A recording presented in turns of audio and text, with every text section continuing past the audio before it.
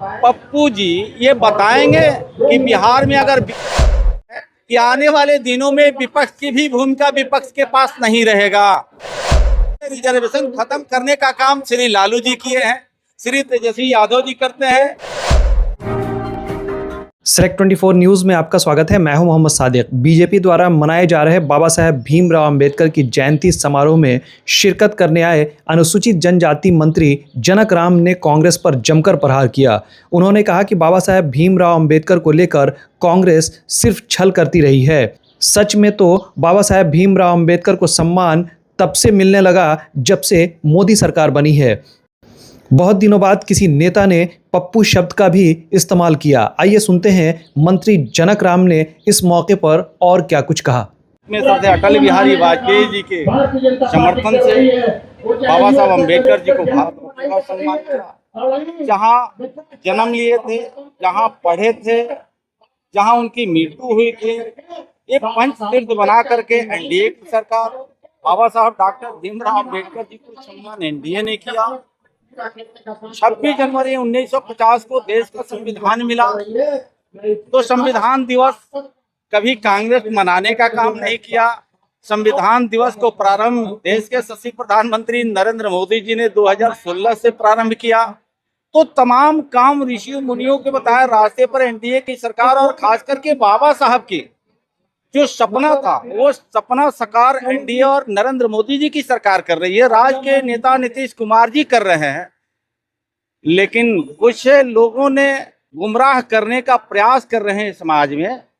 जैसे यूपीए के नेता हैं, संविधान दिखा दिखा करके कमजोर वर्ग के अनुसूचित जाति समाज के लोगों को ठगने का काम किया।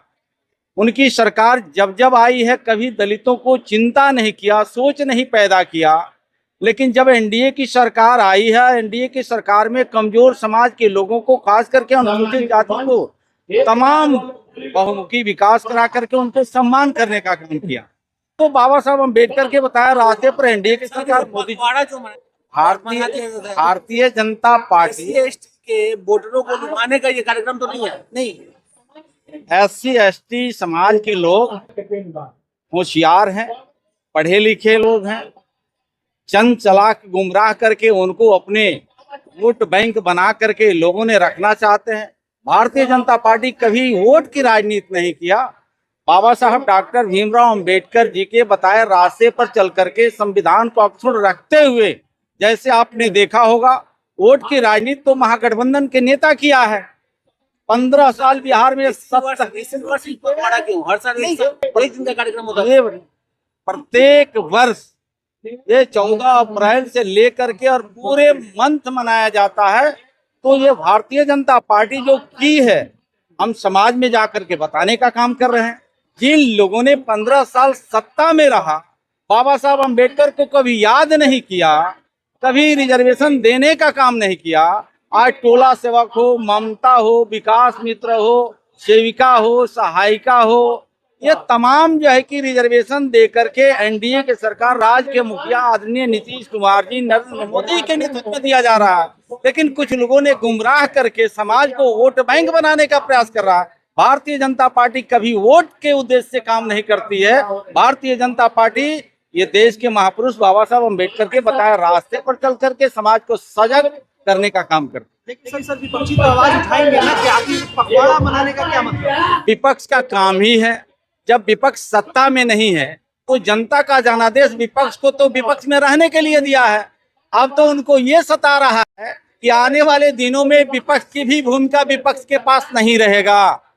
तो अब तो उनको कहीं ना कहीं समाज में गुमराह करने के अलावा कुछ बचा नहीं है। लेकिन हम भारतीय जनता पार्टी के बाबा साहब अम्बेडकर के बताए रास्ते पर जो उन्होंने सपना देखा था, वो सपना साकार एनडीए सरकार। मैंने बताया 14 से मोदी जी आए हैं देश में, लेकिन 2005 तक तो यूपीए की सरकार रही है।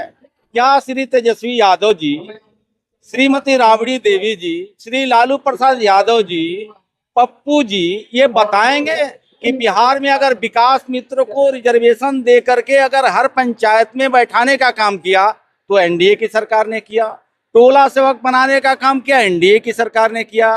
पंचायती चुनाव में यही बिहार के पूर्व मुख्यमंत्री श्री लालू प्रसाद यादव जी कहने वाले हैं कि पंचायती राज अधिनियम के तहत अनुसूचित जाति को रिजर्वेशन नहीं मिलेगा, और उन्होंने नहीं दिया। पूरा बाल साफ करने का नारा वो देते थे, समाज में बड़ संघर्ष कराते थे, अगड़ा पिछड़ा की लड़ाई लगवाते थे, आग जंगल राज को उन्होंने कायम किया था। लेकिन धन्य है 2005 में जब एनडीए की सरकार आती है, नीतीश कुमार जी राज्य के मुख्यमंत्री बनते हैं, तो तमाम समाज को, दलित हो, पिछड़ा हो, अकलियत हो, सर्व समाज के, ईडब्ल्यूएस हो, सभी समाज के लोगों को रिजर्वेशन देने का काम किया।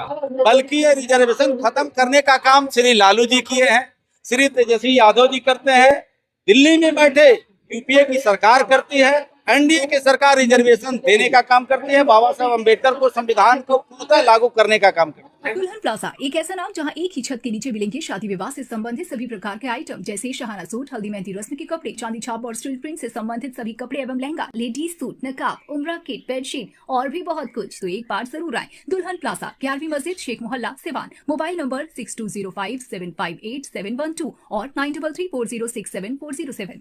दमा, फेफड़ा कैंसर, टीबी आदि से है परेशान तो Iman TB, chest care and heart care clinic है मरीजों के लिए एक बेहतर समाधान। संपर्क करें डॉक्टर आजाद आलम से, centre point, Chakiya road, Siwan. अब आपके शहर सिवान के लक्ष्मीपुर में भरपूर सुविधाओं के साथ hotel select and marriage hall. आपको बता दें 20 अक्टूबर से भारी डिस्काउंट के साथ बुकिंग शुरू है।